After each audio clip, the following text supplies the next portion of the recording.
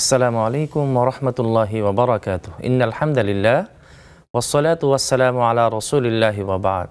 কাছে দূরে সারা পৃথিবী জুড়ে, এরই সাথে সবুজ শ্যামল গ্রাম বাংলার প্রত্যন্ত অঞ্চল জুড়ে যে যেখান থেকে ফোনে অথবা টিভির স্ক্রিনে আমাদেরকে দেখছেন, আমি সবাইকে মোবারকবাদ জানিয়ে শুরু করতে যাচ্ছি আপনাদের প্রিয় চ্যানেলের প্রিয় আয়োজন নেক্সাস টেলিভিশনের প্রতিদিনের সরাসরি প্রশ্নোত্তরমূলক অনুষ্ঠান বেকমেন্স বিস্কুট নিবেদিত ইসলামী জীবন বিধান। আজকের এই পর্বে সারাটি সময় জুড়ে আমি মোহাম্মদ সাঈদ আপনাদের সাথে থাকব ইনশাআল্লাহ।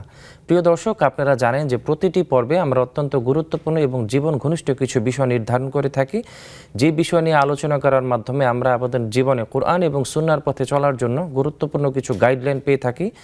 আজকেও তার ব্যতিক্রমটি ঘটবে না ইনশাআল্লাহ। প্রতিটি পর্বে আমরা বিশেষ একজন অতিথিকে আমাদের সেটে আমন্ত্রণ জানিয়ে থাকি। চলুন দেখে নেওয়া যাক কে এসেছে আজকে আমাদের এই সেটে বিশেষ অতিথি হয়ে। জি প্রিয় দর্শক, আজকে আমাদের সেটে উপস্থিত হয়েছেন জননন্দিত আলিমুদ্দিন, তরুণ বিদগ্ধ ইসলামিক স্কলার, দারুল আরকাম উত্তরার সম্মানিত শিক্ষা সচিব এবং সম্মানিত শেখুল হাদিস মোহতারাম শাব্বির আহমেদ খান আল আজহারি হাফিজাহুল্লাহ। আসসালামু আলাইকুম। ওয়ালাইকুম আসসালাম ওয়া রাহমাতুল্লাহি ওয়া জি বারাকাতুহু। শাইখ, কেমন আছেন আপনি? আলহামদুলিল্লাহ, আল্লাহ তাআলা অনেক ভালো রেখেছেন। আপনি কেমন আছেন? আলহামদুলিল্লাহ, আল্লাহ ভালো রেখেছেন। শেখ, আলহামদুলিল্লাহ। আপনাকে আমাদের নেক্সাস টেলিভিশনের দর্শকদের পক্ষ থেকে এবং আমাদের পক্ষ থেকে স্বাগত জানাচ্ছি। ধন্যবাদ। প্রিয় দর্শক, পবিত্র কুরআনুল হাকিমের মধ্যে আল্লাহ ইরশাদ করেছেন, আউযু বিল্লাহি মিনাশ শাইতানির রাজিম, কুল হাল ইয়াস্তাউিল্লাযীনা ইয়ালামুনা ওয়াল্লাযীনা লা ইয়ালামুন ইন্নামা ইয়াতাযাক্কারু উলুল আলবাব। এই আয়াতের মধ্যে আল্লাহ বলছেন, হে নবী আপনি বলুন, যে জানে এবং যে জানে না, অর্থাৎ যে শিক্ষিত এবং যে শিক্ষিত না, তারা কখনো সমান হতে পারে না। এই বিষয়ের উপর আজকে ইনশাআল্লাহ আমরা মোহতারাম শাইখের কাছ থেকে গুরুত্বপূর্ণ আলোচনা শুনব। আজকে ইনশাআল্লাহ আমরা যে বিষয়টি নির্ধারণ করেছি, শিক্ষার কোনো বিকল্প নেই। শিক্ষার কেন কোনো বিকল্প নেই, এই টপিকের উপর আমরা আজকে গুরুত্বপূর্ণ আলোচনা মোহতারাম শাইখের কাছ থেকে শুনব। আপনারা চাইলে আমাদেরকে এই বিষয়ের উপরে অথবা যে কোনো বিষয়ের উপরে স্ক্রিনে প্রদর্শিত নাম্বারে ফোন করতে পারেন, মেসেজ অথবা কমেন্ট করতে পারেন আমাদের নেক্সাস টেলিভিশনের ইসলামিক পেজে। আমরা সরাসরি আলোচনায় চলে যাচ্ছি। প্রিয় শাইখ, আজকে আমরা যে টপিকের উপর আলোচনা করবো ইনশাআল্লাহ, শিক্ষার কোনো বিকল্প নেই। শিক্ষার আসলে কেন কোনো বিকল্প নেই, এই বিষয়ের উপর আপনি আমাদেরকে কিছু বলতেন। মানুষকে আল্লাহ রাব্বুল আলামিন সৃষ্টি করেছেন পৃথিবীর অন্য সকল প্রাণী থেকে একটু অনন্য এবং আলাদা করে। এটা আল্লাহ রাব্বুল আলামিন, সে আলাদা যে জিনিসটা, সেটা হলো মানুষকে আল্লাহ রাব্বুল আলামিন এই পৃথিবীতে তার প্রতিনিধি হিসেবে পাঠিয়েছেন। তো আল্লাহ রাব্বুল আলামিনের প্রতিনিধিত্ব হলো এই পৃথিবীকে আবাদ করা, আল্লাহর বিশ্বাস এবং তার আদেশ পালনের মাধ্যমে এই পৃথিবীটাকে সুন্দরভাবে আবাদ করা, তার আলোচনা, তার অনুসরণ যেন পৃথিবীতে হয়। তো এই জিনিসটা, এবং পৃথিবী একটা শান্তিময় যেন জীবন হয়, তো এইটা মানুষ শিক্ষা ছাড়া, জানা ছাড়া, জ্ঞান অর্জন করা ছাড়া, সেটা সৃষ্টিকর্তার পরিচয়ের জ্ঞান, শরীয়তের জ্ঞান এবং তার পৃথিবীতে জীবন চলার জ্ঞান, এটা অর্জন করা ছাড়া সে কখনো সেই দায়িত্ব পালন করতে সক্ষম নয়। এই জন্যই আল্লাহ রাব্বুল আলামিন রাসূল সাল্লাল্লাহু আলাইহি ওয়াসাল্লামের কাছে যে প্রথম ওহীটি পাঠিয়েছেন, সেই ওহীটি হলো আউযু বিল্লাহি মিনাশ শাইতানির রাজিম, বিসমিল্লাহির রহমানির রহিম, ইকরা বিসমি রাব্বিকাল্লাযী খালাক। আপনি পাঠ করুন আপনার ওই রবের নামে যিনি আপনাকে সৃষ্টি করেছেন। তাহলে ইসলামের প্রথম যেই ঐশী বাণী ওহী, সেটা হলো পাঠ করার আদেশ দিয়ে।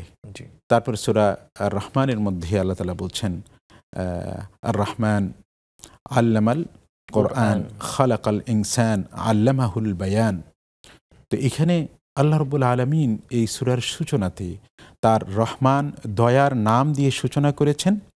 তার পরবর্তীতে যে বক্তব্যটা, যে বিবরণ বিবৃতি দিচ্ছেন, সেটা হলো যে তিনি মানুষকে শিক্ষা দিয়েছেন, মানুষকে কোরআন শিক্ষা দিয়েছেন, মানুষকে সৃষ্টি করেছেন, তাকে বয়ান এবং বিবৃতি, ভাষা, কথা বলা শিক্ষা দিয়েছেন।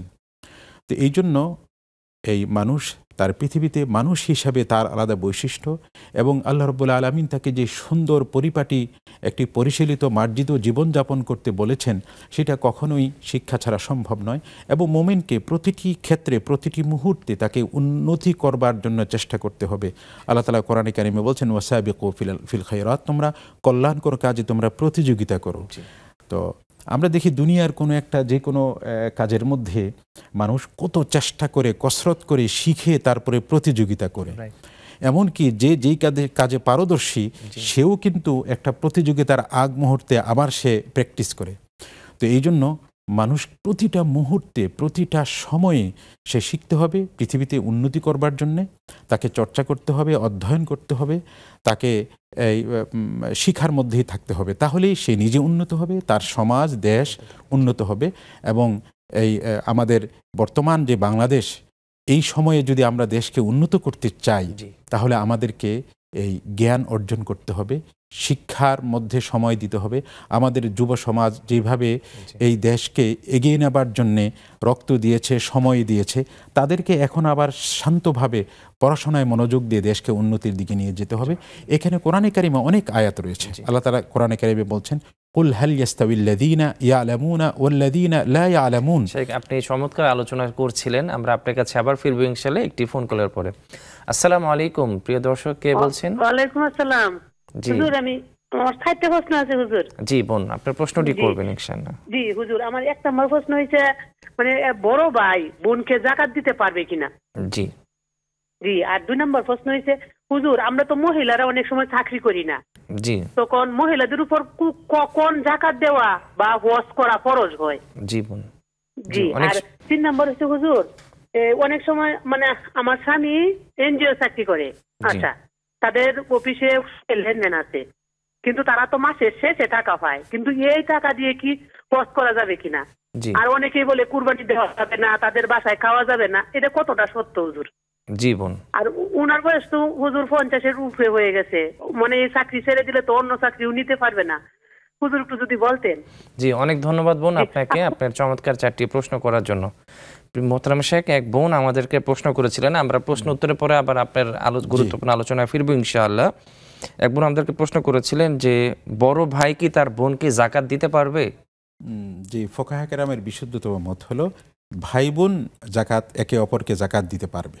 আচ্ছা, বোন আমাদেরকে আরেকটি প্রশ্ন করেছিলেন যে মহিলাদের উপর কখন হজ ফরজ হবে এবং মহিলাদের উপর যাকাত দেওয়া কখন ফরজ হবে? হ্যাঁ, উনি প্রশ্ন করার সময় আর একটা কথা বলছিলেন, সেটা হলো যে তারা তো সচরাচর চাকরি বাকরি করে না।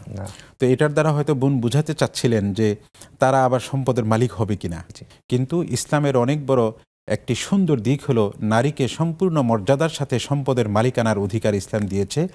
পুরুষ যেভাবে সম্পদের মালিক হয়, নারীও সম্পদের মালিক হয়। পুরুষ কেনা বেচার মাধ্যমে সম্পদের মালিক হয়, ব্যবসায়ের মাধ্যমে সম্পদের মালিক হয়, ঠিক নারীও এইভাবে সম্পদের মালিক হয়। যাই হোক, তো বোনের প্রশ্নের উত্তরটা হলো যে হ্যাঁ, তার যাকাত দেওয়া ফরজ হবে। পুরুষের ঠিক যখন যাকাত দেওয়া ফরজ হয়, যেই পরিমাণ সম্পদ এর মালিক হলে যাকাত দেওয়া ফরজ হয় 7.5 ভরি স্বর্ণ এবং 52 তোলা রূপা, যেটার বর্তমান টাকার হিসাবটা একটু এদিক সেদিক উঠানামা করে মূল্য হিসাবে আপডেট হয়। তো সেই মূলটা হলো 7.5 ভরি স্বর্ণ এবং 52 তোলা রূপার মালিক পুরুষ হলে যেভাবে যাকাত ফরজ হবে, একজন নারীও যদি তার মুহরের মাধ্যমে, তার বাবার মিরাসের মাধ্যমে, তার স্বামীর মিরাসের মাধ্যমে, কারোর গিফট এবং হাদিয়ার মাধ্যমে কিংবা তার ব্যবসার মাধ্যমে তিনি যদি এই পরিমাণ সম্পদের নেসাব এর মালিক হন, তারপর যাকাত ফরজ হবে। অনেক শুকরিয়া আপনাকে প্রিয় বোন, আশা করি আপনি আপনার উত্তরটি পেয়েছেন। আমরা আপনার উত্তর দিব ইনশাআল্লাহ। আরেকজন আমাদের সাথে ফোনে আছেন। আসসালামু আলাইকুম। ওয়ালাইকুম আসসালাম ওয়া রাহমাতুল্লাহি ওয়া বারাকাতুহু। হুজুর ভালো আছেন? জি আলহামদুলিল্লাহ ভাইজান, আমরা ভালো আছি। আপনি ভালো আছেন? জি হুজুর, আমি পাবনা সুজানগর থেকে আব্দুল জব্বার বলছিলাম। জি ভাইজান বলুন। হুজুর আমার 4টি প্রশ্ন। জি। 1 নম্বর প্রশ্ন হচ্ছে, আজকে তো রজব মাসের 1 তারিখ। জি। রজব মাসে আমাদের নবী করিম সাল্লাল্লাহু আলাইহি ওয়াসাল্লাম উনি কি ধরনের আমল করেছেন এই বিষয়ে? জি। 2 নম্বর আর একটা প্রশ্ন করি হুজুর, আমি প্রথমে আপনাদের কাছ থেকে ক্ষমা চাই নিচ্ছি, আপনাদের অনুষ্ঠানটা তো ওখানে সরাসরি লেখা, এক সময় 4টেতে আপনারা শুরু করেন, এই সময় এক সময় 4টে জামাত ছিল, এখন 4:15 জামাত। আমু জামাত বাদ দিয়ে আপনাদের অনুষ্ঠানটা দেখতেছি। এখন এই বিষয়ে কিছু বলবেন যে জামাতের টাইমে, আসরের জামাতের টাইমই আপনাদের অনুষ্ঠানটা শুরু হয়, আমু জামাতে যায়নি অনুষ্ঠানটা দেখার জন্য, বাড়িতেই পড়বো। আর 3 নম্বর প্রশ্ন হচ্ছে হুজুর, আমার স্ত্রী মারা গেছে, আপনাদের কাছে আগেও বলেছি, আমার বয়স 58 বছর। তা আমি কি আবার দ্বিতীয় স্ত্রীর উপর তাওয়াক্কাল না করে আল্লাহর উপর তাওয়াক্কাল করতে পারি না যে আল্লাহ আমার হেফাজত করবে, আল্লাহ আমার দেখবে, আল্লাহ আমার মানে সুরক্ষা করবে, বা দ্বিতীয় স্ত্রী নাই আনলাম, এই বিষয়ে ইসলামে কি বলে? আর একটা প্রশ্ন হচ্ছে হুজুর, এই নবী করিম সাল্লাল্লাহু আলাইহি সাল্লাম বলছি তো নবী করিম সাল্লাম যে রজব মাসের বিষয়ে বলা হয়েছে। ঠিক আছে, 3টে প্রশ্নের উত্তর দিন। আসসালামু আলাইকুম। জি, ওয়ালাইকুম সালাম। আর ভাইজান ধন্যবাদ আপনাকে প্রশ্নটি করার জন্য। যে আমরা আরো একটি ফোন কলে যাব। আসসালামু আলাইকুম।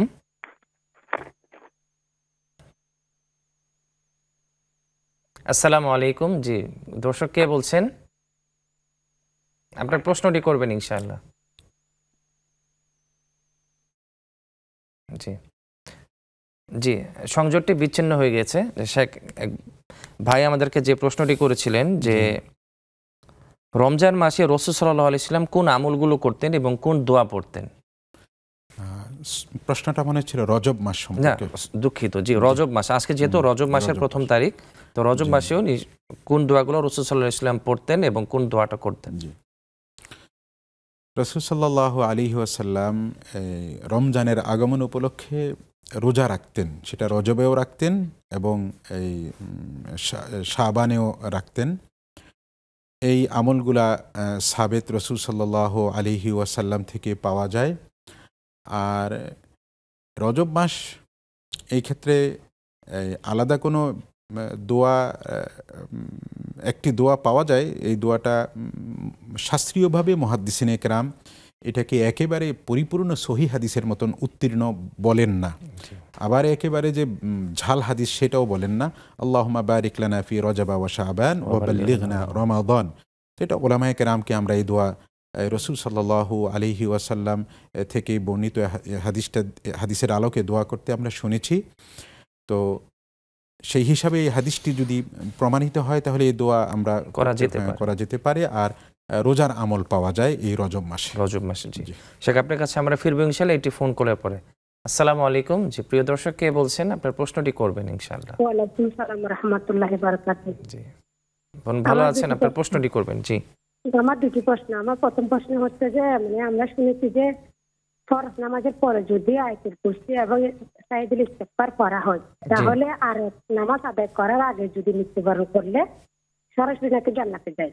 তো এটা কি সব গুনাহ থাকার ক্ষেত্রে কি সরাসরি জান্নাতে যাবে? জি, এটা একটা প্রশ্ন। আর একটা প্রশ্ন হচ্ছে যে আমি পেশার নামাজ সবসময় অক্ত অনুযায়ী পড়তে পারি না, আওয়ালাতে পড়তে পারি না আর কি। আমার মাগরিবের পরে শরীরে অসুস্থতার কারণে অনেক সময় ঘুমিয়ে যেতে হয়। তো ঘুমানোর পরে উঠে 9টা-10টার দিকে উঠে আমি সূরা মুন এবং পেশার নামাজ আদায় করি। তো আমি যে ঘুমানোর আগে পড়তে পারি না, আমি ঘুমিয়ে যে পড়ি, তা আমি কি ঘুমানোর আগের যে সব এই জবটা কি পাবো এই আমল করলে? জি জি, অনেক ধন্যবাদ। প্রশ্ন হচ্ছে যে একটা প্রশ্ন আছে। জি, আরেকটা প্রশ্ন হচ্ছে যে আমরা জানি যে আমাদের মুসলমানের মধ্যে মৃত্যুবরণ করার সময় আজরাইল আলাইহিস সালাম আমাদের প্রাণটা নিয়ে যায়। এখন অন্য ধর্মের অবলম্বী যারা তাদের প্রাণটা কেমন করে যায়, কেমন করে কোন উসিলায় যায়, এটা একটু জেনে বলবেন। জি, অনেক ধন্যবাদ আপনাকে প্রশ্নটি করার জন্য। এক ভাই আমাদেরকে প্রশ্ন করেছিল যে ওনার প্রথম স্ত্রী উনি ইন্তেকাল করেছেন। আমরা এই প্রোগ্রামের মাধ্যমে ওনার জন্য দোয়া করি আল্লাহ তাআলা ওই বোনকে জান্নাতের উচ্চ মাকাম দান করেন। উনি এর আগেও প্রতিনিয়ত আমাদেরকে ফোন দিয়েছিলেন। তো উনি যে প্রশ্নটা করেছিলেন যে সবাই যে এরকম বলে থাকে আমাদের সমাজে যে আপনি দ্বিতীয় আরেকজন স্ত্রী আপনার ঘরে নিয়ে আসেন, অর্থাৎ দ্বিতীয় বিয়ে করার জন্য বলেন। উনি বলছেন যে আল্লাহই তো আমাকে দেখার জন্য যথেষ্ট। আমি ওনার উপর ভরসা না করে আল্লাহর উপর ভরসা করে আমি আমার বাকি জীবনটা কাটিয়ে দিতে পারি কিনা। এটা বিবাহের মাসালা। তো উনি প্রথমবার বিবাহ করার আগে যেমনিভাবে ওনার শরীয়তের হুকুম ছিল, ওনার যদি বিবাহের প্রয়োজন ছিল, বিবাহে না হইলে যদি ওনার নিজেকে পরিচ্ছন্ন ও পবিত্র রাখাটা অসম্ভব হয়ে যেত, তখন তার একজন যুবকের জন্য বিবাহ ফরজ হয়ে যায়। তো ওনার যদি এরকম পরিস্থিতি হয় তাহলে ওনার এখনও দ্বিতীয় বিবাহটাও এখনই একই হুকুম। উনি পরিচ্ছন্ন পবিত্র রাখতে গেলে যদি ওনার দ্বিতীয় বিবাহের প্রয়োজন হয়, আন্দাত তাওকান বলা হয় ফিকার কিতাবগুলাতে, অতি আগ্রহ যদি থাকে তাহলে তার জন্য বিবাহ করা ফরজ। আচ্ছা, এটা ভরসার মানুষ তো মোমেন সর্বক্ষেত্রে আল্লাহ তাআলার উপরই ভরসা করবেন। তবে সেইখানে তার যদি কোনো পন্থা বা পদ্ধতি আল্লাহ তাআলা বাতলে দেন, সেই পদ্ধতিকে তার অবলম্বন করা উচিত। নিজেকে পরিচ্ছন্ন রাখার একটা পদ্ধতি হলো বিবাহ করা। আর যদি তিনি সেইরকম কোনো অনুভব না করেন তাহলে তিনি তার জন্য বিবাহ না করলেও চলবে। জি, প্রিয় ভাইজান, আশা করি আপনি আপনার উত্তরটি পেয়েছেন। প্রিয় দর্শক, আলোচনা শুনতে শুনতে সময় হলো একটি বিরতিতে যাবার। ফিরছি কিছুক্ষণ পরে ইনশাআল্লাহ, ততক্ষণ আমাদের সাথেই থাকুন।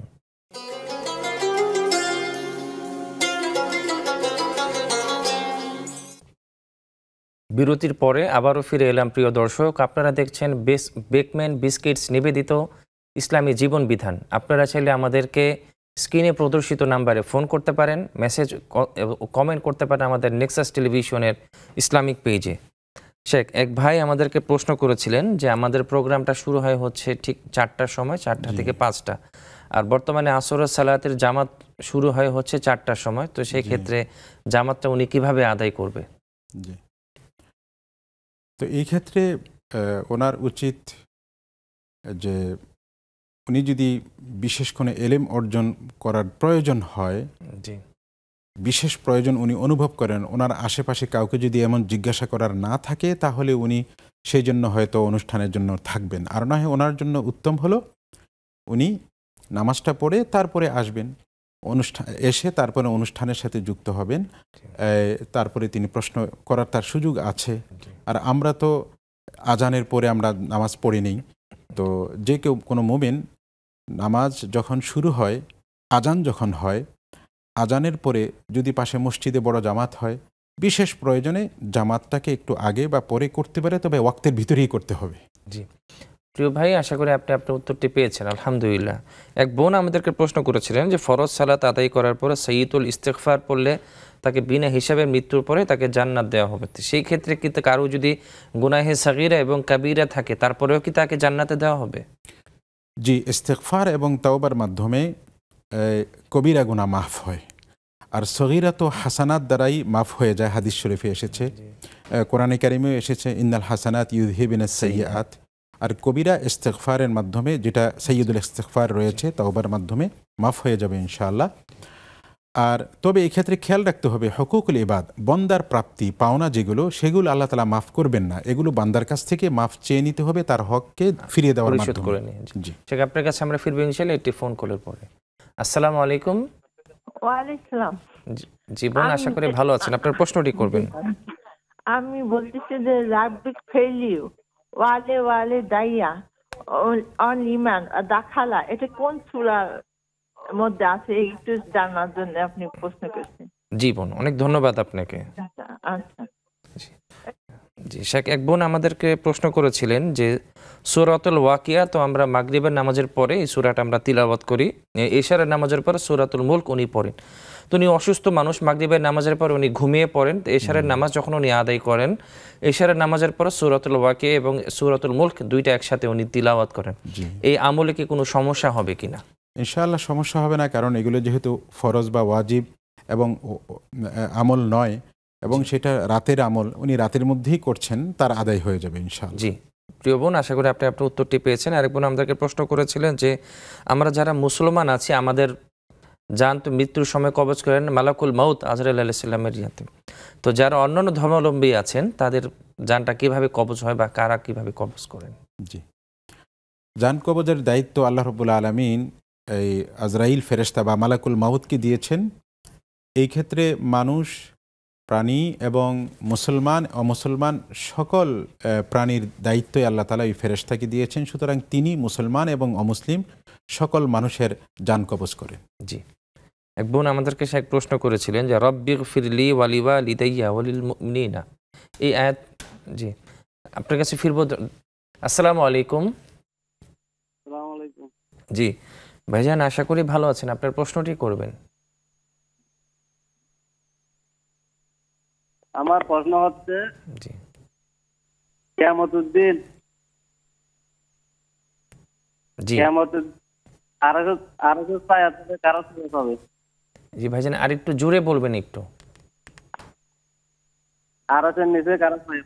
জি, কিয়ামতের দিন আরশের নিচে কারা ছায়া পাবে? জি জি, অনেক শুকরিয়া আপনাকে প্রশ্নটি করার জন্য। এক বোন আমাদেরকে প্রশ্ন করেছেন রব্বিগফিরলি ওয়ালিওয়ালিদাইয়া ওয়ালিমান দাখালা বাইতিয়া মুমিন, এটা কোন সূরার আয়াত এবং এটার অর্থটা কি?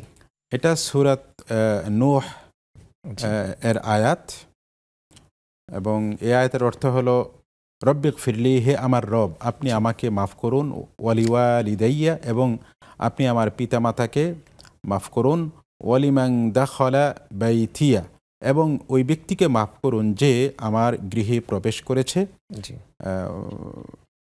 রব্বিক ফিরলি ওয়ালিওয়ালিদাইয়া ওয়ালিমাং দাখলা বাইতিয়া মুমিনাও ওয়ালিল মুমিনিন, যে মুমিন হয়ে আমাদের ঘরে প্রবেশ করেছে তাকে মাফ করুন এবং সকল, হ্যাঁ জি আয়াতের শেষ অংশটা কি যেন বলছিলেন, এবং সকল মুমিনকে আপনি মাফ করুন ইয়াউমা ইয়াকুমুল হিসাব, ওই দিন যেদিন হিসাব কায়েম হবে, অর্থাৎ কিয়ামতের দিন যেন আমরা কোনো পাপাচারের কারণে আল্লাহর হিসাবে আটকে না যাই, আমাদেরকে মাফ করুন। এটা সূরা নূহের আয়াত। আল্লাহ তাআলা আমাদের সবাইকে হেফাজত করেন, আমিন।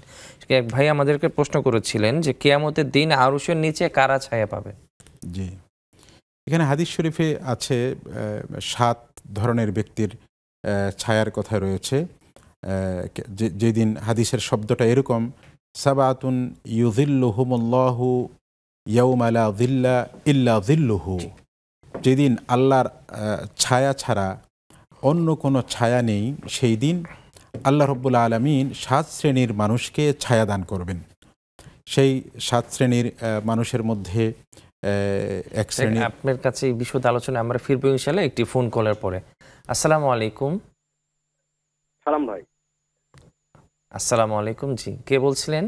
আপনার প্রশ্নটি করবেন ইনশাআল্লাহ। রাজশাহী থেকে মনির বলছিলাম। জি ভাইজান, আপনার প্রশ্নটি করবেন। আমার প্রশ্ন হচ্ছে, প্রথম প্রশ্ন যে আল্লাহ বললেন যে তোমরা সর্বাত্মকভাবে ইসলামে প্রবেশ করো। জি, এই সর্বাত্মকভাবে ইসলামে প্রবেশ বলতে আমরা কি বুঝি? আর আল্লাহ যে আমাদের মানুষের জন্য দলিল দিল কোরআন, সেটা কি পরিপূর্ণ না আংশিক? এই দুইটা প্রশ্ন। জি, অনেক ধন্যবাদ আপনাকে। শেখ, আমরা আরশের নিচে ছায়া পাবা ওনাদের এই আলোচনাটা শুনছিলাম। জি, তো যারা আরশের নিচে ছায়া পাবেন এর মধ্যে রাসূল সাল্লাল্লাহু আলাইহি ওয়াসাল্লাম 7 ধরনের ব্যক্তির কথা উল্লেখ করেছেন।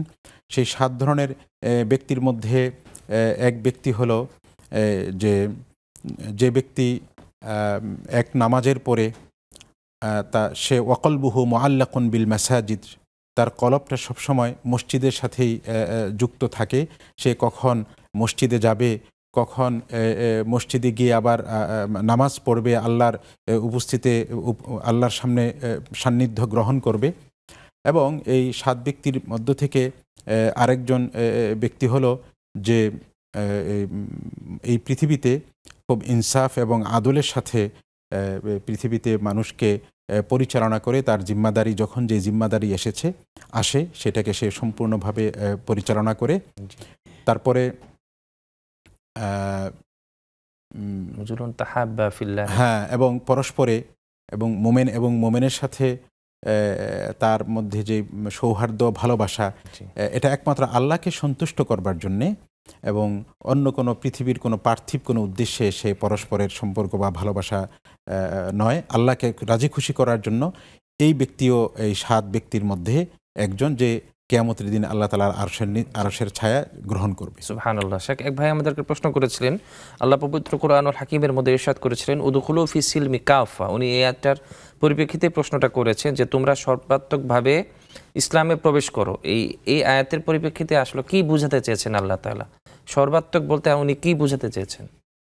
যে এটা হলো যে ইসলামের মানে সামগ্রিক বিধানগুলো মানুষের জীবনে যখন যেই হুকুম আল্লাহ রাব্বুল আলামিন দিয়েছেন সেটাকে পালন করা, নিজের পছন্দ মতো যেটা আমার সুবিধা হয় সেটা পালন করব, এবং যেটা আমার সুবিধা হয় না সেটাকে আমি পালন করব না, এমনটি নয়। বরং আমার জীবনের প্রতিটা মুহূর্তে আল্লাহ রাব্বুল আলামিনের বিধান রয়েছে এবং সেটাকে আমি পালন করতে সচেষ্ট থাকা, ব্যক্তি পর্যায়ে, সামাজিক পর্যায়ে এবং রাষ্ট্রীয় পর্যায়ে, সর্বক্ষেত্রে। জি, একটি ফোন কলে যাব। আসসালামু আলাইকুম। ওয়ালাইকুম আসসালাম। জি বোন, আপনার প্রশ্নটি করবেন ইনশাআল্লাহ। হ্যাঁ, আমার প্রশ্ন হচ্ছে সায়াদুল ইস্তেগফার সকাল বিকাল পড়া যায়, আমি যদি রাতে শোয়ার আগে দেখে দেখে পড়ে শুই, এটা কি ঠিক আছে? জি ইনশাআল্লাহ। আর একটা প্রশ্ন হচ্ছে অন্য সূরার সঙ্গে মিলিয়ে যদি আমি রাতের বেলা সূরা হাসর বা ইয়াসিন সূরা পড়ি তাহলে কি ঠিক আছে? জি, অনেক ধন্যবাদ আপনাকে। দর্শক, আলোচনা শুনতে শুনতে সময় হলো একটি বিরতিতে যাওয়ার। ফিরছি কিছুক্ষণ পরে ইনশাআল্লাহ, ততক্ষণ আমাদের সাথেই থাকুন।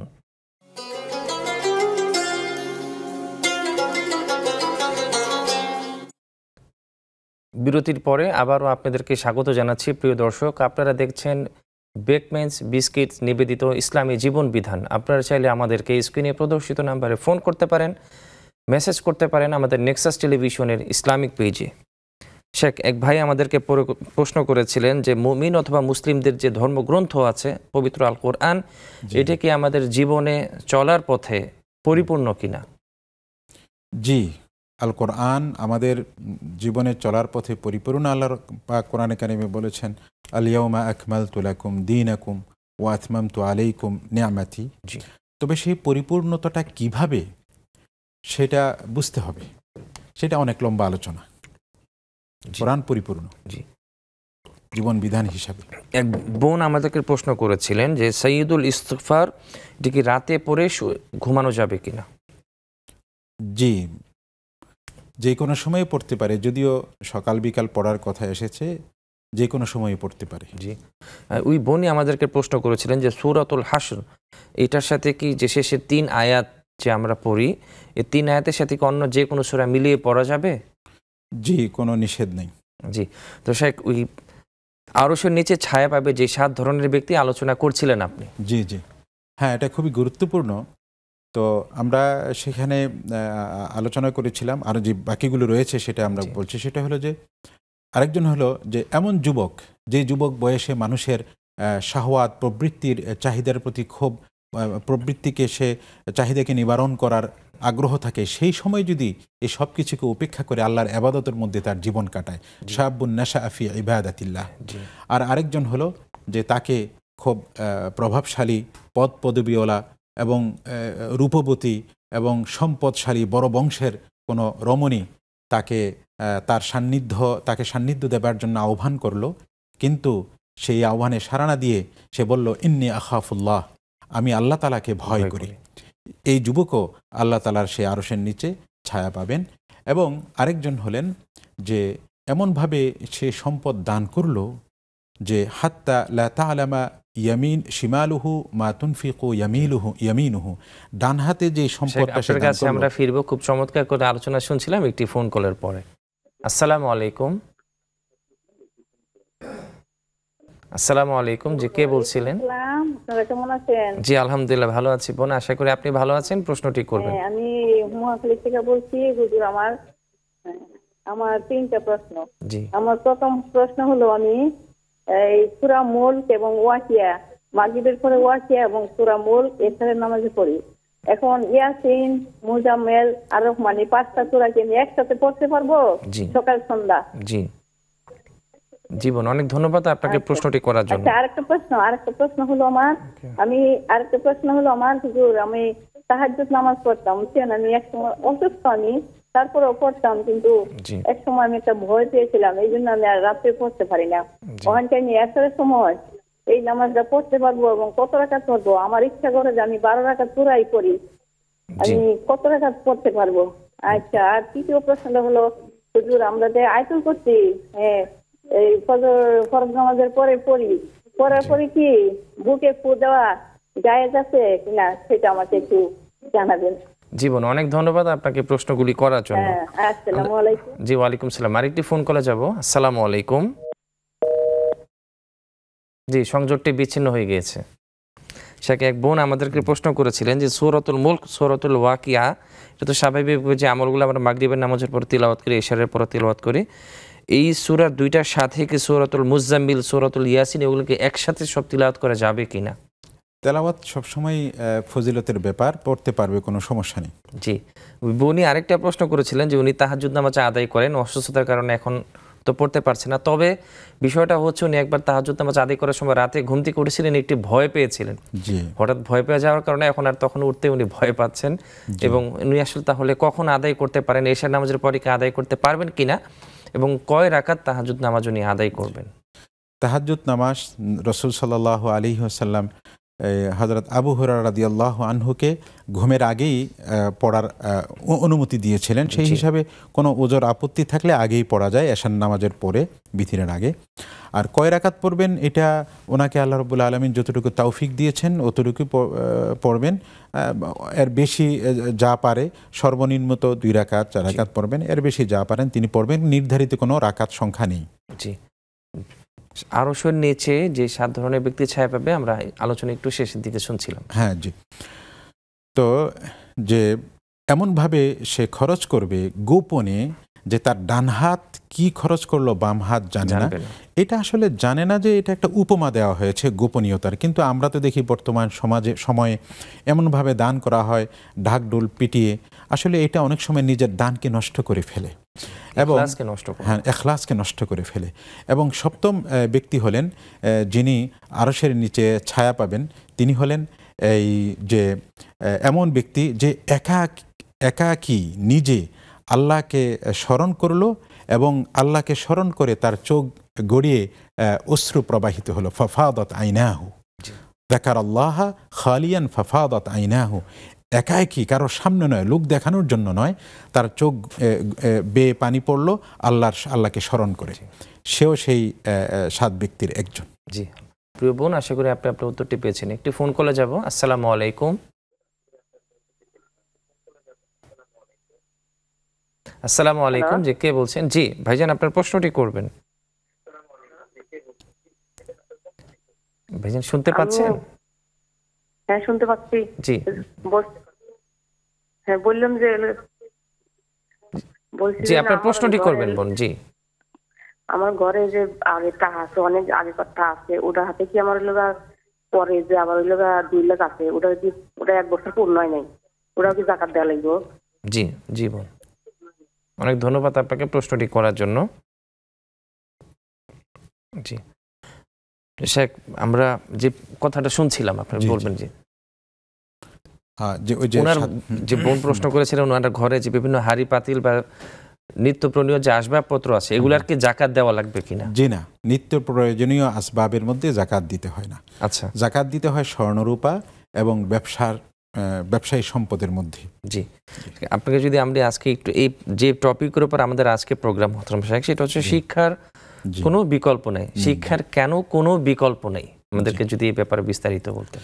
হ্যাঁ, সেটার আলোচনা করছিলাম যে আল্লাহ রাব্বুল আলামিন কোরআনে কারিমে কিছুটা আলোচনা গিয়েছে। কোরআন কারিমে বলছেন, কুল হাল ইয়াস্তাবিল্লাযীনা ইয়ালামুনা ওয়াল্লাযীনা লা ইয়ালামুন, আপনি বলুন যে যারা জানে না আর যারা জানে তারা কি এক রকম বা একই সমান, একই পর্যায়ের, একই মর্যাদার হতে পারে? মানে তারা পারে না। এই অস্বীকৃতি এই প্রশ্নের উদ্দেশ্য। তো এইখানে যারা জানে তাদের মর্যাদা বেশি, যারা জানে তারা পৃথিবীকে অনেক কিছু দিতে পারে, নিজের জীবনকে সাজাতে পারে। আল্লাহ তাকে দায়িত্ব দিয়েছে পৃথিবীর মধ্যে আল্লাহর প্রতিনিধিত্ব করবার জন্যে, পৃথিবীটাকে তার বিশ্বাস এবং তার পছন্দ মতো দিন এবং শরীয়তের মাধ্যমে আচরণে পৃথিবীটাকে শান্তিময় করে তোলা, সেটা সে করতে পারবে। তার যদি জ্ঞান না থাকে, সে তখন যেটা অবৈধ সেটাকে বৈধ মনে করবে, যেটা নাজায়েজ সেটাকে জায়েজ মনে করবে, যেটা অকল্যাণকর সেটাকে কল্যাণকর মনে করবে। যেমন এই যে আমাদের পয়লা নববর্ষ গেল, 31st নাইটে যেটা হলো, এখানে প্রচুর সংখ্যক বড় একটা সংখ্যার মানুষ মনে করছে এখন আমরা আনন্দ করব, এটা একটা ভালো কাজ, আতশবাজি ফুটাবো। হ্যাঁ, মানুষ এই যে একটা ভুল ধারণা যে আমার বছরটা যেন সুন্দরভাবে শুরু হয়, আরেকজনকে কষ্ট দিয়ে সুন্দর হয় কিভাবে, এই যে তার জ্ঞান না থাকবার ফলে। এই জন্য জ্ঞান ছাড়া কোনো বিকল্প নেই, যার কারণে আমাদের সমাজের মানুষ অনেকের কষ্ট হয়, অনেক পশু পাখি মারা যায়, এখানে সেখানে অগ্নিকাণ্ড ঘটে, হসপিটাল আছে, অসুস্থ মানুষ আছে, প্রেসার। এই জ্ঞানটা নেই, যার ফলে আল্লাহ তাআলা বলছেন, কুল হাল ইয়াস্তাবিল্লাযীনা ইয়ালামুনা ওয়াল্লাযীনা লা ইয়ালামুন, শিক্ষার কোনো বিকল্প নেই। এইটা নিজস্ব জীবনের দক্ষতায়, আমাদের পেশায়, আমাদের জীবনে একই কথা। হাদিস শরীফে রাসূল সাল্লাল্লাহু আলাইহি ওয়াসাল্লাম বলেছেন যে আল মুমিনুল কওয়িয়্যু খায়রুম মিনাল মুমিনিদ দাঈফ, যে ব্যক্তি তার পেশাতে, তার কর্মে দক্ষতা অর্জন করবে, সে শক্তিশালী হবে, কর্মে দক্ষ হবে, ওই মুমিন দুর্বল মুমিন থেকে উত্তম। রসুল হজরত মুসা আলাইহিস সালামের যখন শুআয়ব আলাইহিস সালামের পরিবারের সাথে বিবাহ হয়, তখন তার কন্যা বাবাকে পরামর্শ দিচ্ছিলেন যে ইন্না খায়রা মান ইস্তাজারতাল কাওয়িউল আমিন। খুব চমৎকার করে আপনি আলোচনা করছেন, আমরা আপনার আলোচনা শুনবো ইনশাআল্লাহ। প্রিয় দর্শক, আলোচনা শুনতে শুনতে সময় হলো একটি বিরতিতে যাবার, ফিরছি কিছুক্ষণ পরে ইনশাআল্লাহ, ততক্ষণ আমাদের সাথেই থাকুন।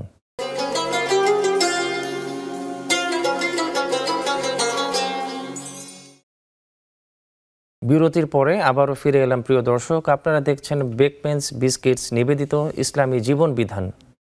জি শেখ, আমরা যে আলোচনা শুনছিলাম আপনার কাছ থেকে, যে আমরা যেটা বলছিলাম যে শিক্ষার কোনো বিকল্প নেই। আমরা কোরআনের হাদিসের নানা জায়গায় এটা পাচ্ছি যে কোনো কর্মের জন্য দক্ষতা আবশ্যক, আর দক্ষতা হবে শিক্ষার মাধ্যমে। এটা ইসলামী বিধিবিধানের ব্যাপারে যেমন সত্য এবং বাস্তব, শিক্ষার কোনো বিকল্প নেই, ঠিক তেমনিভাবে আমাদের যে জীবন, দুনিয়ার জীবন, সেখানেও আমাদের শিক্ষার কোনো বিকল্প নেই। হজরত মুসা আলাইহিস সালাম যখন হজরত শুআয়ব আলাইহিস সালামের কাছে গিয়েছিলেন, সেই লম্বা ঘটনার এক পর্যায়ে হজরত শুআয়ব আলাইহিস সালামের কন্যা বলছিলেন ইন্না খায়রা মান ইস্তাজারতাল কাওয়িউল আমিন। আপনি তো আপনার একজন কাজের জন্য লোক নিতে হবে, আপনি কোন লোকটা নেবেন? এমন লোককে নিতে হবে যে কর্মে তার সক্ষমতা রয়েছে এবং তার আমানতদারিতা রয়েছে। অর্থাৎ এখানে দুটি কোয়ালিটির কথা উল্লেখ রয়েছে। প্রথম কোয়ালিটি হলো কবি হবার জন্য, শক্তিশালী কর্মে দক্ষতার জন্য শিক্ষা আবশ্যক। এই জন্য এই ইন্না খায়রা মান ইস্তাজারতাল কাওয়িউল আমিন এই আয়াতের মাধ্যমে আমরা এটা বলতে পারি যে আমাদের এই ধর্মীয় ব্যাপারে যেমন শিক্ষা আবশ্যক, তেমনিভাবে আমাদের জীবন চলার ক্ষেত্রে আমাদেরকে দক্ষতা অর্জন করতে হবে, শিক্ষা অর্জন করতে হবে, পাশাপাশি আখলাক, আমাদের নীতি নৈতিকতাও অর্জন করতে হবে। না হয় আমরা ইনশাআল্লাহ আলোচনায় ফিরবো একটু ফোন কলের পরে। আসসালামু আলাইকুম। ওয়ালাইকুম আসসালাম। জি বোন, আপনার প্রশ্নটি করবেন ইনশাআল্লাহ। প্রশ্ন যে আমার ননদ, তার হলো 3 ছেলে আছে, স্বামী আছে, কিন্তু অর্থ সম্পদ নাই, তাকে কি যাকাতের টাকা দেওয়া যাবে? জি জি বোন আমাদেরকে প্রশ্ন করেছিলেন, ওনার একজন ননদ আছেন, ওনার স্বামী আছে, কিছু অর্থ সম্পদ আছে, কিন্তু তেমন নগদ অর্থ নেই আর কি, তো ওনার কি যাকাত দিতে হবে কিনা? জি, যাকাত দিতে পারবেন। জি, যদি যাকাত দিতে চায়, জি, উনি যদি নেশাব পরিমাণের মালিক না হয়, জি, ভাই বোন হিসাবে যাকাত দিতে পারবেন। জি জি, আমরা যে আলোচনা শুনছিলাম। জি, তো সেই ক্ষেত্রে আপনার শিক্ষার কোনো বিকল্প নেই। এখানে কোরআনে কারিমে কওয়ি, যে তিনি কর্মে সক্ষম, আর কর্মে সক্ষম হবার জন্যে তাকে সেই কর্ম সম্পর্কে তার শিক্ষা দীক্ষা, অভিজ্ঞতা, ট্রেনিং, কোর্স এগুলো আবশ্যক। আল্লাহ তাআলা কোরআনে কারিমে বলছেন ইয়ারফাইল্লাহুল্লাযীনা আমানু ওয়াল্লাযীনা উতুল ইয়ারফাইল্লাহুল্লাযীনা আমানু মিনকুম ওয়াল্লাযীনা উতুল ইলমা দারাজাত। তোমাদের মধ্য থেকে যারা ঈমান এনেছে, যারা ঈমানদার, তাদেরকে আল্লাহ রাব্বুল আলামিন মর্যাদা উঁচু করবেন। তবে এই মুমিনদের মধ্য থেকেই আবার যারা ইলম প্রাপ্ত হয়েছে, জ্ঞান প্রাপ্ত হয়েছে, তাদের মর্যাদা অনেক অনেক বেশি। তাই সেই ক্ষেত্রে বোঝা গেল এই মর্যাদাটা কী জন্যে? এই মর্যাদা হলো যারা জ্ঞান অর্জন করে তারা নিজে উন্নত হয়, নিজে পরিশীলিত হয়, মার্জিত হয়, পরিচ্ছন্ন হয়, এবং তার চারপাশকে, তার সমাজকে, তার দেশকে উন্নত করে, পরিচ্ছন্ন করে, মার্জিত করে। এই জন্য সমাজ, ব্যক্তি উন্নত করবার জন্যে যেমন শিক্ষার কোনো বিকল্প নেই, সেটা ধর্মীয় শিক্ষা, নৈতিক শিক্ষা, আমার জীবনের পেশা এবং জীবন ও কর্মশিক্ষা, ঠিক তেমনিভাবেই এমন ব্যক্তিগুলো নিজেকে উন্নত করবার পাশাপাশি তার সমাজ এবং দেশকে উন্নত করে। এই জন্য ব্যক্তি উন্নয়নের জন্য, পরিবার উন্নয়নের জন্য, সমাজ উন্নয়নের জন্য এবং দেশকে উন্নত করবার জন্য শিক্ষার কোনো বিকল্প নেই। এখানে রাসূল সাল্লাল্লাহু আলাইহি ওয়াসাল্লাম এই সাহাবায়ে কেরামের নানা বিষয়ে যখন দুনিয়াবি কোনো বিষয়ে কথা বলতেন, তখন তিনি এটাকে এই সাহাবায়ে কেরামের মত এবং দক্ষতাকে প্রাধান্য দিতেন। একবার রাসূল সাল্লাল্লাহু আলাইহি ওয়াসাল্লাম এই খেজুর যখন ফলন হয়, তখন তারা এই করা হয়, যেটা বাংলাতে যেটাকে তাকবীর বলা হয় হাদিসের শব্দে, অর্থাৎ যেন ফুলের পুরুষ ফুল এবং মহিলা ফুলের পরাগ যেন একসাথে মিশ্রিত করত, যেন ফলনটা ভালো হয়। রাসূল সাল্লাল্লাহু আলাইহি ওয়াসাল্লাম বললেন যে তোমরা এমন কেন করো, তোমরা এমন করার প্রয়োজন নেই। ওই বছর খেজুরের ফলন আর হলো না। তখন রাসূল সাল্লাল্লাহু আলাইহি ওয়াসাল্লাম বললেন, না, তোমাদেরকে আমি খেজুরকে তাবির করতে নিষেধ করেছিলাম। জি শাইখ, আপনার খুব চমৎকার করে আলোচনা শুনছিলাম। আপনার আলোচনায় আমরা আবার ফিরবো একটি ফোন কলের পরে। আসসালামু আলাইকুম। জি আসসালামু আলাইকুম। দর্শক, আপনার ফোন কথাটি বলবেন ইনশাআল্লাহ, আপনার প্রশ্নটি করবেন। জি ওয়ালাইকুম আসসালাম। আসসালামু আলাইকুম। ওই জি ওয়ালাইকুম সালাম। আশা করি ভালো আছেন, আপনার প্রশ্নটি করবেন ইনশাআল্লাহ। আলহামদুলিল্লাহ হুজুর, আমার একটি ছোট বোন 13-14 বছর আগে একটা বাচ্চা, 3 মাসের বাচ্চা নষ্ট করে ফেলছে। তো অনেক সংসারে অনেক কষ্ট ছিল, বুঝতে পারে নাই। তো এখন এটা তো আস্তে আস্তে বুঝতেছে, ইসলাম জিনিস জানতেছে। তো এইটা তো অনেক পাপ, এই পাপের থেকে কিভাবে মুক্তি পাবে বা কি করলে কি হবে এটা জানার জন্য। জি অনেক ধন্যবাদ বোন আপনাকে প্রশ্নটি করার জন্য। বিতর্ক স্কলার, উনি আপনার উত্তর দিবেন ইনশাআল্লাহ। শেখ, এক বোন আমাদেরকে প্রশ্ন করেছিলেন, ওনার একজন ছোট বোন ঠিক 13 বা 14 বছর আগে বিভিন্ন দাম্পত্য কলহ থাকার কারণে বা বিভিন্ন সমস্যার কারণে একটি বাচ্চাকে, আমরা সামাজিকভাবে যেটাকে অ্যাব্রোশন বলি, অ্যাব্রোশনের মাধ্যমে বাচ্চাকে নষ্ট করে ফেলেছে। এখন ওনার মধ্যে একটা রিয়েলাইজেশন এসেছে যেটা তো আসলে অনেক বড় ভুল করেছে। এখন এই পাপ থেকে উনি কিভাবে পরিত্রাণ পেতে পারে? উনি তওবা করবেন। জি, এটাই তার পাপ থেকে পাপ মোচনের পদ্ধতি। জি। আর সেই ক্ষেত্রে কোনো স্কলারদের মতে এটা জীবন্ত কোনো মানুষ হত্যা করলে যেই রকমের তার দিয়ত দিতে হয়, তো এটা তো প্রায় সক্ষম, বর্তমান মানে মানুষের সক্ষমতা নেই। সেই জন্য উনি বেশি বেশি কী করবেন, ইস্তেগফার করবেন আল্লাহ তাআলার কাছে, তাওবা করবেন। এটা আসলে একটি প্রাণকে হত্যা করার মতোই অপরাধ। এই ক্ষেত্রে আমাদের অত্যন্ত জঘন্য এবং ঘৃণ্য কাজ, প্রাণ হত্যা করার মতোই এটা। যাই, আমরা ওই বোনকে আমরা মোবারকবাদ জানাই যে তার একটা অনুভূতি এসেছে, হ্যাঁ, এবং এই ব্যাপারে আমাদের সমাজের সচেতনতা প্রয়োজন। জি, আল্লাহ হেফাজত করেন। আমিন। শেখ, যে আলোচনা শুনছিলাম আমরা আপনার কাছ থেকে, তো এই ক্ষেত্রে আমাদের এই রাসূল সাল্লাল্লাহু আলাইহি ওয়াসাল্লাম যখন দেখলেন যে এই বছর ফলনটা ভালো হলো না, তখন রাসূল সাল্লাল্লাহু আলাইহি ওয়াসাল্লাম তাদেরকে বললেন যে এই খেজুর কিভাবে ফলন ভালো হবে এটা আসলে আমার অভিজ্ঞতা ছিল না, আমি তোমাদেরকে নিষেধ করেছিলাম।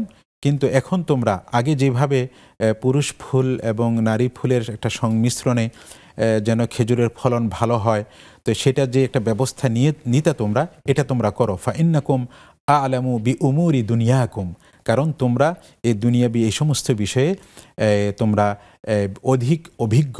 তাহলে বোঝা গেল অভিজ্ঞতা, জ্ঞান অর্জন না হলে এইভাবে দিনের যেমন ক্ষতি হয়, এবং দুনিয়াবি বিষয়ে যদি অভিজ্ঞতা এবং জ্ঞান না থাকে, তখন এইভাবে যেমন খেজুরের ফলন কম হয়েছে, মানুষ এইভাবে তার দুনিয়াবি বিষয়ে ক্ষতিগ্রস্ত হবে, সমাজ এবং রাষ্ট্র উন্নতি হওয়ার পরিবর্তে পিছিয়ে পড়বে। কোরআনে কারিমে আল্লাহ তাআলা কোরআনে কারিমে আমাদেরকে আদেশ দিচ্ছেন, ফাসআলু আহলা যিকরি ইন কুনতুম লা তা'লামুন, তোমাদের যদি জ্ঞান না থাকে তাহলে সেই জ্ঞানটা অর্জন করবার জন্যে, জ্ঞানটা আহরণ করবার জন্যে যাদের কাছে জ্ঞান রয়েছে তোমরা তাদেরকে জিজ্ঞাসা করো। তাহলে কোরআনের আয়াতে আয়াতে হাদিসের বিভিন্ন ভাষ্যে আল্লাহ তাআলা এবং রাসূল সাল্লাল্লাহু আলাইহি ওয়াসাল্লাম আমাদেরকে জ্ঞান অর্জন করবার প্রতি উদ্বুদ্ধ করছেন। রাসূল সাল্লাল্লাহু আলাইহি ওয়াসাল্লাম থেকে তো বিখ্যাত একটি হাদিস আমরা খুব ছোট বয়সেই মুখস্থ করেছি, তলাবুল ইলমি ফারিদাতুন আলা কুল্লি মুসলিমিন, ইলম অর্জন করা প্রতিটি মুসলিম নারী এবং পুরুষের জন্য ফরজ। আমাদেরকে ধর্মীয় ইলম অর্জন করতে হবে। আমি যেন একজন পরিপূর্ণ মানুষ হিসেবে পৃথিবীতে বসবাস করতে পারি, সেই জ্ঞানও আমাকে অর্জন করতে হবে। রাসূল সাল্লাল্লাহু আলাইহি ওয়াসাল্লাম এক সাহাবীকে এই সুরিয়ানি ভাষা, তৎকালীন সময়ে যেই ভাষা প্রচলিত ছিল, সেই ভাষা তিনি ওই সাহাবীকে শিখতে বলেছিলেন। জি, ওই ভাষাটা শিখতে বলার কারণ হলো ওই ভাষায় ওই ভাষাভাষী মানুষদেরকে যেন দাওয়াতে সুবিধা হয়, বা তারা মুসলমানদের বিরুদ্ধে কি করছে তাদের খোঁজখবর নিতে, মুসলিমদের গোয়েন্দাবৃত্তি করতে যেন সুবিধা হয়। সেই জন্য এই সাহাবীকে বলছিলেন যে তুমি কি করো, সুরিয়ানি ভাষা শিখো। খুব চমৎকার করে শেখ আমরা আপনার আলোচনা শুনছিলাম। আল্লাহ তাআলা আপনাকে উত্তম প্রতিদান দান করে। প্রিয় দর্শক, আজকে এই প্রোগ্রামের মাধ্যমে আমরা যে মেসেজটি পেলাম, একটি প্রচলিত প্রবাদ আছে বা একটি স্লোগান আছে, শিক্ষা জাতির মেরুদণ্ড। ঠিক আমরা এই জায়গাটাতে একটু মডিফাই করে বলতে চাই, শিক্ষা নয় সুশিক্ষাই জাতির মেরুদণ্ড। কারণ কোনো উচ্চশিক্ষিত মানুষ আমরা বিভিন্ন সমাজে দেখতে পাচ্ছি যে সে তার সন্তান যখন তার মা বাবা যখন বার্ধক্যে পৌঁছা যায়, বার্ধক্য অবস্থায় শিক্ষিত সন্তানটাই তার মা তার বাবাকে আল্লাহ হেফাজত করেন তাকে ইয়াতে দিয়ে আসছে। তো আমরা এতটুকু বলতে পারি যে শিক্ষা নয় সুশিক্ষাই জাতির মেরুদণ্ড। যখন আপনার শিক্ষার সাথে কোরআন এবং সুন্নাহ থাকবে, তো সেই সন্তান কখনো তার মা বাবাকে বার্ধক্য অবস্থায় বিভিন্ন জায়গায় বা ওমেন্স কেয়ারগুলোতে দিয়ে আসবে না। আল্লাহ তাআলা আপনাদের সবাইকে এতক্ষণ যারা আমাদের সাথে সংযুক্ত ছিলেন সবাই এই সময়টিকে কবুল ফরমান। আল্লাহ আপনাদের সবাইকে আল্লাহ তাআলা ভালো রাখেন, সুস্থ রাখেন, কোরআন এবং সুন্নাহর পথে রাখেন। জাযাকুমুল্লাহ খাইর। আল্লাহু ইবারিক ফি হায়াতিকুম। ওয়াসসালামু আলাইকুম ওয়া রাহমাতুল্লাহি ওয়া বারাকাতুহু।